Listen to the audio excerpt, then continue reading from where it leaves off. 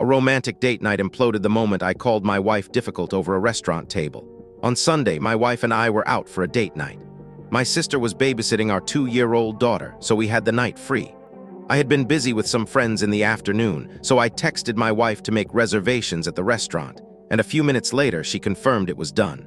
When we arrived and were taken to our table, she mentioned that during the phone call she had specifically asked for a table by the windows, and the person who took her reservation had confirmed they'd noted it. The host, however, said there wasn't anything written down and no window-side tables were currently free. He asked if we could be seated at the assigned table for now and he'd see what he could do. That table was perfectly fine, and honestly, I wasn't fussed over the window, so we sat down. A few minutes later, she pointed out that she saw someone else being seated at a window-side table. I said it was fine, but as that same host walked past, she stopped him.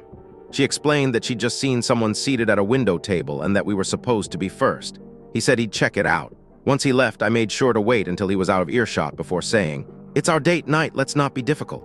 She didn't get angry or anything. She just said she wasn't being difficult as we were promised it first.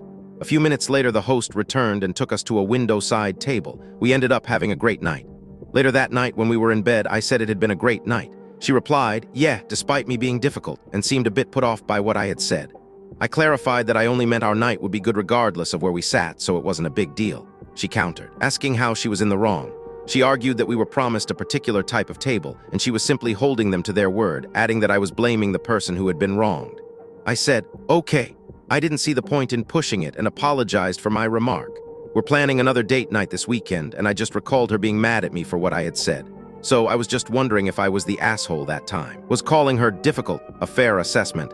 Or did a simple seating issue expose a deeper communication challenge on their much-anticipated date night? Share your thoughts on navigating these moments.